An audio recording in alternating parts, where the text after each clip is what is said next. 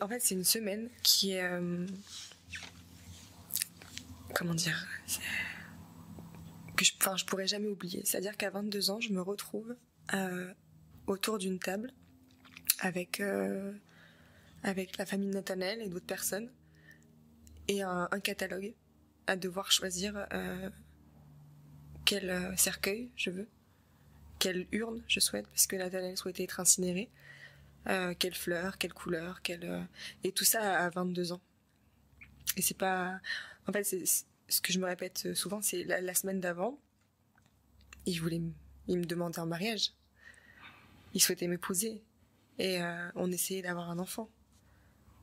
Et une semaine après, en fait, c'est plus la robe blanche et le prénom que tu veux donner à ton enfant que tu cherches, c'est quelle tombe, quel cercueil lui aurait fait plaisir, quelle couleur il aurait voulu, dans quelles conditions il aurait voulu que ça se fasse, quelle musique.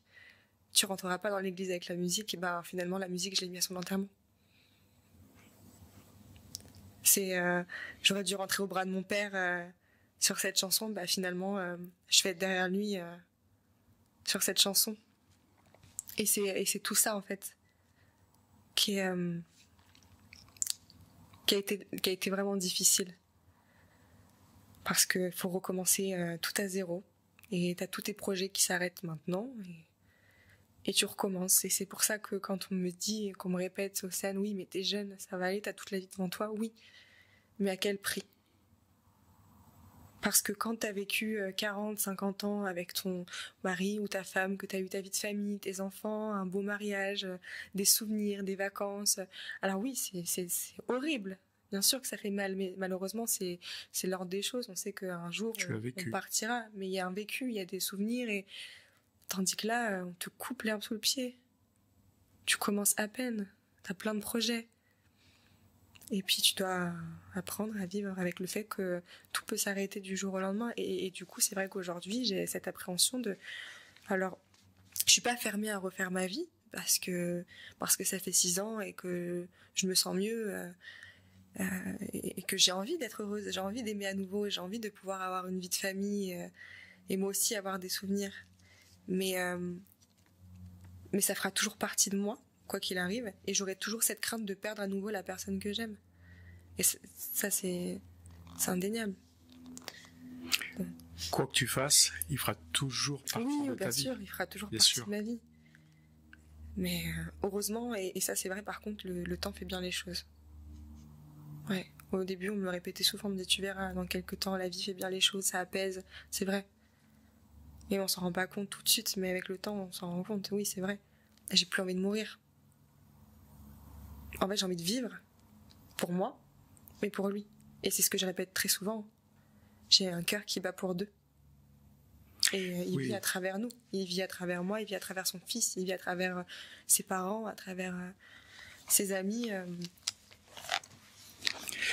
La phrase que tu as écrite, elle est magnifique. Le 12 janvier 2019, je te laisse continuer. Son cœur s'est arrêté de battre et mon cœur s'est mis à battre pour deux.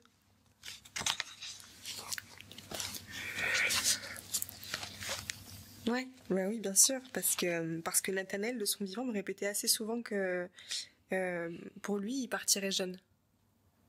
Il avait... je suis pas à sa place, donc je n'étais pas à sa place en tout cas, donc je pourrais pas vous dire comment, mais il me répétait très souvent qu'il mourirait jeune, qu'il le savait, qu'il le sentait, qu'il n'aurait pas assez d'une vie pour faire tout ce qu'il souhaitait réaliser. Et cette discussion, on l'a eu plusieurs fois. Parce qu'il avait ce besoin de se rassurer sur le fait que s'il lui arrive quelque chose, il fallait pas que j'abandonne son fils. Et c'est ce que j'ai fait au final, parce que je l'ai pas abandonné. Et alors je l'ai fait pour lui parce que c'est ce qu'il m'a demandé, mais je l'ai surtout fait pour moi parce que j'avais ce besoin de continuer de garder le lien avec lui. Kélian, il m'a porté vers le haut, il m'a fait avancer. C'est aussi grâce à lui aujourd'hui que je suis là et que je continue. Parce qu'en fait, Kélian, tu le retrouves quelques mois après, tu me disais donc dans le livre, c'est donc sa maman qui te dit, et je pense qu'il te qui t'ouvre vraiment qui te dit ce que tu voulais entendre. Il a besoin de toi, il te réclame. Ouais. Mais j'étais contente, mais je le savais. C'est vrai. Non, mais j'ai un lien particulier avec Kéliane. Dans le sens où enfin, j'ai vécu ses premiers pas, ses premiers mots. En fait, j'ai appris à être maman sans être maman. Donc, et puis comme je vous ai dit, enfin comme j'ai pu vous dire au tout début, j'ai ressenti quelque chose pour cet enfant. Je pourrais pas le décrire. Je savais qu'il y aurait quelque chose qui allait nous unir. Alors, j'aurais pas pensé que ce soit ça, mais en tout cas, je savais qu'il y allait avoir quelque chose qui allait nous unir à tout jamais et qu'on se perdrait pas. Et effectivement, quand elle m'a appelée et qu'elle m'a dit ça, ça m'a rassurée sur le fait que, oui, il a besoin de moi autant que j'ai besoin de lui, au final. Et elle a fait preuve d'intelligence parce qu'elle aurait pu complètement m'interdire de le voir. C'est son enfant, malgré tout, c'est son fils à elle. Et je pense que même ça n'a pas été simple pour elle au début. Mais encore une fois, le plus important, c'était le bien-être de Kéliane. Et là-dessus, on était complètement d'accord. Et on est toujours en accord là-dessus. Kéliane reste notre priorité et on fera toujours tout pour lui, on sera toujours là pour lui, et il le sait de toute façon, et je lui en parle très souvent. Tant qu'il aura besoin de moi, je serai là. Et si un jour il a besoin que je m'efface ou que je me mette en retrait parce que il a besoin d'avancer, parce qu'il vit trop à travers son père et que il a des blocages ou parce que ça lui fait du mal, et je m'effacerai. Ça sera dur, mais je le ferai. Il t'a permis un peu de te reconstruire et d'avancer? Bien sûr. Oui, complètement. Au début, c'était pas simple. Il fait partie de l'après. Il fait partie de l'avant, pendant et après. Ouais. Et c'était pas simple au début parce que Kéliane ressemble beaucoup à son papa, physiquement. Et du coup, quand je le retrouvais, je disais, putain. Tu le voyais? C'est lui, ouais, il est là. Et puis en fait, j'en ai fait une force, parce que justement, je me suis dit, à travers Kéliane, il vit. Et en faisant des choses avec Kéliane, c'est comme si on faisait des choses avec son papa. Donc, non, mais et puis il a une force incroyable. Hein. Les enfants en général ont une force incroyable de toute façon. Hein. Mais là, il a pris en maturité d'un coup. Kéliane, on a été amené à faire une cérémonie. En fait, Florence Parly, la ministre des Armées à l'époque, m'avait envoyé une lettre pour me demander où est-ce que je voulais mettre le nom de Nathanaël sur le monument aux morts. Donc, est-ce que je voulais que ça soit dans sa commune de naissance, dans la dernière commune où on habitait, à Ferney-Voltaire? Et donc, j'ai demandé à ce que ce soit mis sur la commune de notre lieu de vie, le dernier lieu de vie, pour avoir quelque chose de lui près de moi. C'est ce qu'on voit ici, donc sur la couverture du livre. C'est exactement ça, la fameuse photo où Nathanaël est sur ce monument. Et donc, je suis avec Kéliane à cette cérémonie et je me mets à pleurer. Et j'essaye de pas forcément lui montrer ma tristesse, donc je tourne ma tête, sauf qu'il me tire le bras et il me dit « Je vois que t'es triste ». Et il est petit à ce moment-là. Et je dis « Bien sûr que je suis triste ». Et je lui dis « Ça va aller ». Et il me dit « Non ». Il me dit « Ça ira pas, parce qu'il va te manquer. Mais moi, je suis là et je t'abandonnerai pas ». Oh. Il a quel âge quand il te dit ça? 3 ans. N'aie pas peur, bébé, je suis là. Parce que Kéliane, elle m'appelait bébé. Pendant très longtemps, il m'a appelé bébé. C'était un peu parce que son père m'appelait comme ça. Donc, il était persuadé que je m'appelais comme ça. Donc, vu que son père m'appelait bébé, il m'appelait bébé. Et maintenant, plus parce qu'il a grandi. Mais pendant longtemps, il me rassurait tout le temps, me disant « Mais non, mais t'inquiète pas, bébé. Hein, moi, je suis là. Il peut rien t'arriver. » Alors, des trucs bêtes. On partait en vacances. On passait sur un pont très, très haut. Et où je disais « Ouh là là, c'est assez haut quand même. » Et il mettait sa main sur ma jambe ou sur mon épaule et il me disait « T'as le vertige ?» Je dis « Oui ». Il me dit « Ne t'inquiète pas, avec moi, il peut rien t'arriver, Océane. » Et il me le répète encore maintenant. Ah ouais, protecteur. Très, très protecteur, très bienveillant. Il a pris un peu le rôle de Nathanaël. Oui, complètement. C'est ce que j'allais dire en plus. C'est beau. Il a beaucoup de son papa. Sur plein de points. C'est-à-dire que Nathanaël, c'était quelqu'un de très... il aimait faire des compliments. Moi, il me répétait très souvent qu'il me trouvait jolie, qu'il me trouvait gentille, que je répondais à plein de femmes. Voilà, j'étais la femme idéale pour lui, hein, et il passait son temps à me complimenter, à me mettre sur un piédestal. Et quand il est décédé, c'est vrai que du coup, tu te demandes où est ta place et ce que tu es et ce que les gens pensent de toi, parce que quand tu as quelqu'un qui passe son temps à te répéter que tu es parfaite, le jour où on te le dit plus, tu te poses des questions. Et en fait, en Kéliane, il y a son papa. Il y a son papa qui vit à travers lui, c'est-à-dire que un truc tout bête, hein, Nathanaël avait un souci avec les couleurs. Alors je sais plus comment elle s'appelle cette maladie, mais je retrouve. Daltonien? Non, une autre. C'est-à-dire qu'en fait, il voyait pas les nuances de couleurs. Les nuances de bleu, tous les bleus étaient pareils, tous les rouges étaient pareils, etc. Ah oui. Donc quand je m'habillais très souvent avec des robes avec des couleurs assez flash ou des vêtements avec des couleurs assez fortes qui ressortent parce que comme ça, il voyait très bien la couleur. Et donc c'était souvent oh là là, qu'est-ce qu'elle te va bien cette robe, oh t'es belle, machin. Et puis Kéliane là récemment, bah pareil, je m'habille et puis je descends l'escalier pour partir manger au restaurant et il pose sa console, il lève la tête et dit oh là là Océane, mais qu'est-ce que t'es belle, qu'est-ce qu'elle te va bien cette robe. Et là, je dis ah oui, il est vraiment là. Et c'est tous ces petits trucs qui m'ont permis d'avancer et de me dire qu'en fait il était pas vraiment mort. Moi j'ai du mal à dire qu'il est mort. Je le dis parce que c'est réel. La science dit que oui, quand ton cœur s'arrête, tu es mort.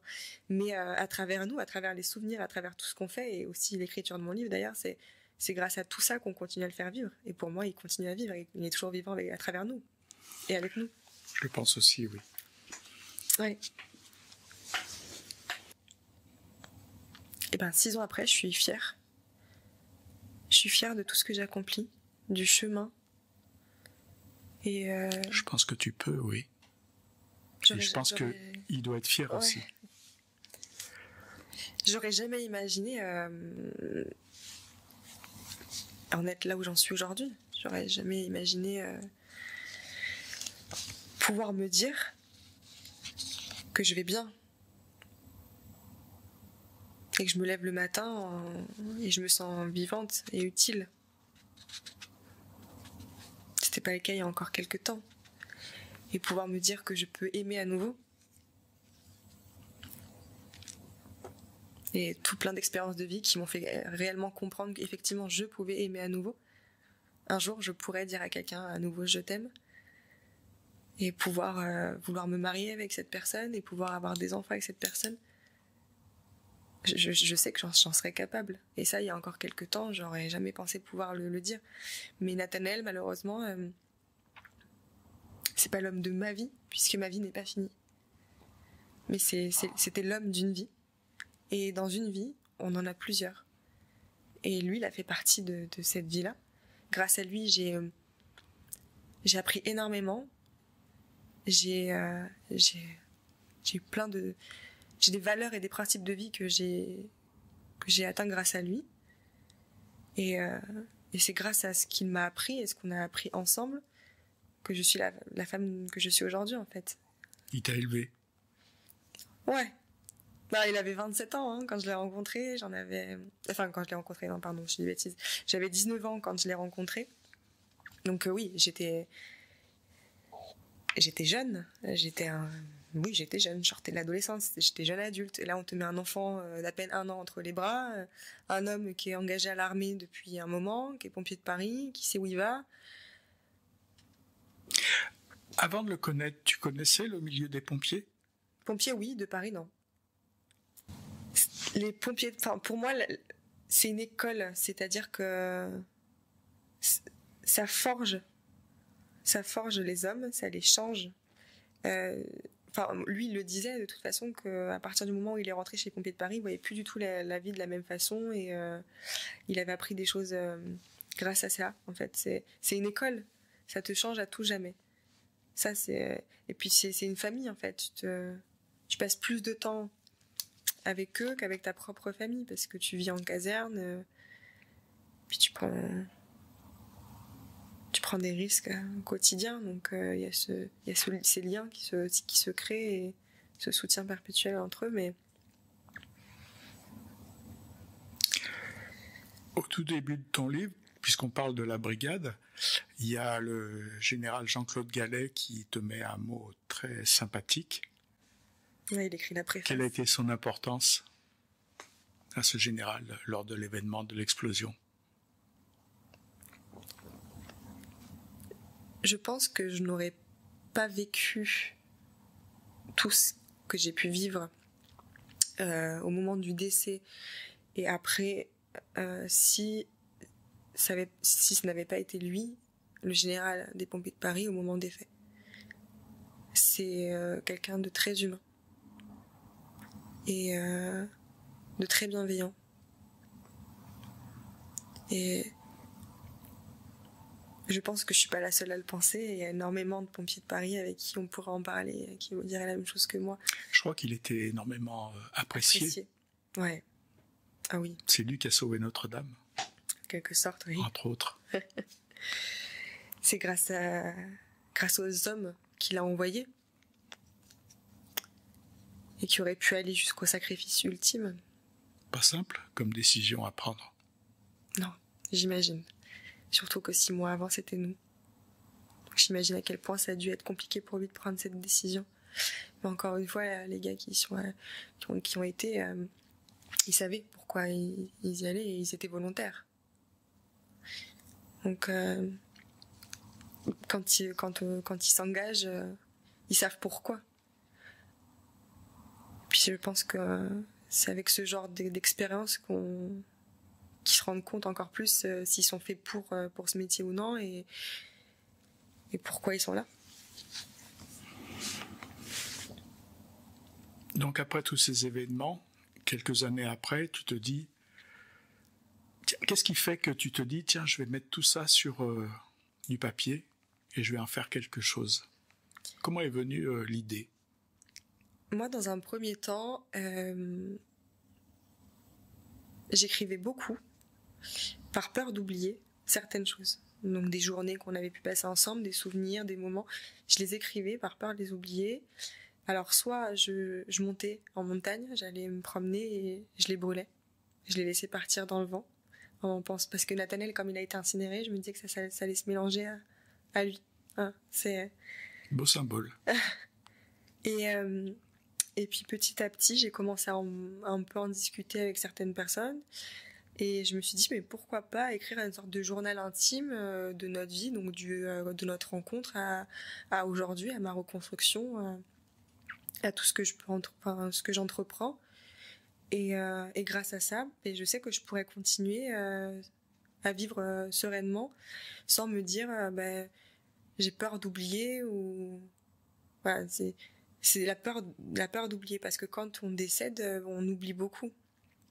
Mais quand tu décèdes, souvent on t'oublie. Enfin, au début, on t'oublie pas parce que t'as tes enfants, parce que il peut y avoir des parents, des frères et sœurs, et puis petit à petit, en fait, tu deviens... Non, jamais vraiment complètement, mais peut-être qu'après, ça s'estompe. Voilà, et moi, c'est ça que je voulais pas. Je voulais pas que ça s'estompe. Je voulais que, quoi qu'il arrive, dans 100 ans, si on tape sur Internet Nathanaël Josselin... C'est gravé dans le temps. Exactement. Qu'il soit pas mort pour rien. Alors, je sais qu'il est pas mort pour rien. Mais qui est vraiment cette reconnaissance de dire, ok, tu vois, t'as donné ta vie, t'étais engagé pour sauver les autres, mais on t'oublie pas et t'existeras toujours quoi qu'il arrive. Moi, j'avais la peur de plus que personne se souvienne de lui, et ce qu'il était, et ce qu'il a fait ce jour-là. Et du coup, j'ai commencé à écrire ce petit journal. Et puis en parlant de ça autour de moi auprès de personnes de l'Union, des associations, d'autres familles de pompiers décédés, on m'a dit mais pourquoi t'en fais pas quelque chose, parce que ça pourrait à mon avis pouvoir aider d'autres personnes qui vivent les mêmes choses que toi et du coup qui penseront pas être fous parce que tu peux te lever un matin et ça va, et puis 1 heure après t'as envie de te mettre sous ta couette et pleurer toute la journée parce que ça va pas. Et non, on n'est pas fou en fait, c'est normal, c'est des réactions logiques à la suite d'un traumatisme comme celui-là. Et du coup je me suis dit pourquoi pas, mais par contre si je fais quelque chose en tout cas si je fais un livre, c'est pas pour moi en fait. Alors oui, pour moi dans le sens où on n'oubliera pas, mais je voulais pas gagner de l'argent sur ce livre. C'était pas ma priorité.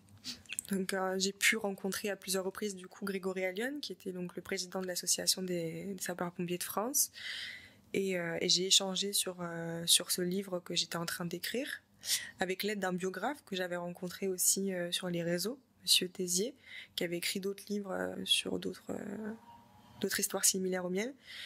Et je lui ai dit, écoute, voilà, moi, si je fais quelque chose de ce livre, j'aimerais que ça puisse aider les familles, les autres familles, comme vous êtes en train de m'aider. Ben moi, je veux pouvoir le rendre aussi, en fait. Je veux pouvoir vous aider à aider. parce qu'on se rend pas compte de la chance qu'on a en fait dans ce drame. Oui, c'est malheureux parce que tout s'arrête à ce moment-là et qu'on souffre énormément, mais on a cette chance d'être entouré par tous ces gens, de pas être abandonné, d'être soutenu. On peut les appeler à n'importe quelle heure, ils sont toujours là en fait. Et pourtant, ils ont leur vie privée à côté. Et eux aussi, ils ont des choses compliquées à gérer, eux aussi, ils ont des drames à gérer, mais ils les mettent de côté pour nous en fait. Leur priorité, c'est nous. Et on a cette chance incroyable de les avoir. Et ça, il faut vraiment que les gens prennent conscience. Et je pense que tant qu'on n'a pas vécu ça, on le comprend pas. Et c'est aussi pour ça que je veux faire passer ce message. Et du coup, en discutant avec lui, je dis ok, alors par contre, si j'écris un livre, j'aimerais que vous puissiez écrire la préface de ce livre. Et c'est une question que j'avais posée aussi au général Gallet quelques temps avant, parce que pour moi, c'était les deux personnes les plus amenées à écrire cette préface, puisque Grégory est celui qui nous, avec les autres bien évidemment, mais qui était là pour nous dans ce côté bénévole, association. On vous lâche pas, on est une famille, on est là pour vous. Et le général Gallet qui était là au moment de l'explosion et qui a été là aussi pour moi, pour ma famille et pour nos proches tout au long et encore maintenant. Tu es encore en contact avec eux? Ouais, avec tous. C'est bien. C'est une famille. C'est vrai. Alors, avec certains encore plus. Mais c'est vrai que il y a des drames comme ça qui unissent des gens. Donc en fait, dans ce livre, on va retrouver ce qui s'est passé, mais surtout un petit peu l'après. Et comment tu as pu rebondir. Ouais. Et tu l'as écrit il y a combien de temps, ces livres? Ça va faire 4 ans. 4 ans. Donc 4 ans encore plus tard, les choses ont encore évolué en bien. Oui. Et j'aurais pu d'ailleurs reprendre plein de choses dans ce livre. Parce que je l'ai écrit effectivement il y a 3-4 ans, donc j'avais une façon de voir la vie qui était encore différente de celle d'aujourd'hui.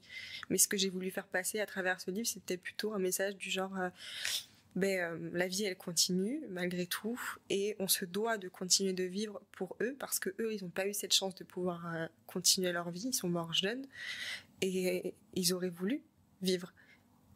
Et nous on est là, on est vivants, on est en bonne santé, on est entourés. Il n'y a pas de raison, en fait. Il faut y aller. Dans quelques temps, qu'est-ce qui t'empêcherait d'écrire une suite à ce livre? La vie ne s'est pas arrêtée là. Pour lui, oui. Mais par le biais... tu incarnes quand même formidablement bien son souvenir. Et la personne que tu es devenue maintenant fait partie de l'avant, du pendant et surtout de l'après. Ça peut être intéressant, ça peut être bien, parce que je pense un petit peu tous les pompiers qui pourraient éventuellement ou qui ont vécu ce genre d'expérience. L'après est très important. Ouais. T'es un beau message d'espoir quand même. Tant qu'il y a de l'espoir, faut y aller. Mais... Et moi, j'ai eu cette chance d'être entourée de bonnes personnes. Voilà, faut pas rester seul. Il faut pas attendre que la vie fasse les choses toute seule. Il faut continuer, il faut avancer, il faut se battre, il faut se donner les moyens de pouvoir continuer. Et parce qu'encore une fois, je me répète, mais eux, ils n'ont pas eu cette chance de pouvoir continuer. Donc nous, on se doit de le faire pour eux. Et la vie, elle mérite d'être vécue. Vraiment. Et je sais que ma vie, elle s'arrête pas là. Du moins j'espère, et que j'aurai encore plein de choses à vivre, et j'aurai encore des choses terribles à vivre, bien évidemment, mais j'en ai tiré une force de tout ça, et ok, ça va être encore dur, et il va y avoir encore des moments compliqués, mais à côté de ça, t'as le droit d'être heureuse, t'as le droit d'avancer, et en tout cas je donne... Si on propose ce livre aux pompiers du Rhône qui voudraient l'acheter, et on prévoit une séance dédicace, tu viendrais? Oui. Bien sûr, avec plaisir. Pour l'avoir lu, il est très fort, parce que on est tous dedans, on monte dans des gros camions rouges, comme on dit. C'est des choses, comme on dit, qui viennent du cœur, et c'est vraiment quelque chose d'important de voir et de lire et de ressentir un petit peu l'avant, le pendant et surtout l'après. Ça pourrait être important. Oui. Quelque chose qui te vient? Non, je pense qu'on est pas mal. Moi, j'ai une phrase où on pourrait... une des plus belles phrases que tu avais écrites, la première, c'était mon cœur se mit à battre pour deux. C'est joli. Par contre, il y en a une que je trouve très belle aussi, c'est celle de Victor Hugo. Tu n'es plus là où tu étais. Mais tu es partout où je suis. Ouais. C'est magnifique. Moi, je suis persuadée qu'il est là aujourd'hui. Je crois aussi. Merci Océane pour cet entretien. Merci à toi. C'était très fort. Merci à Patrick et à Sandrine Dampuy qui nous ont prêté les locaux de la caserne. On va essayer d'organiser une séance dédicace d'ici quelques temps. Je vous en tiendrai un peu plus au courant des modalités, comment on pourrait le faire. Et si on peut avoir ta présence pour que tu nous signes le livre, ça serait exceptionnel. Merci à tous, à bientôt. Salut les pompiers.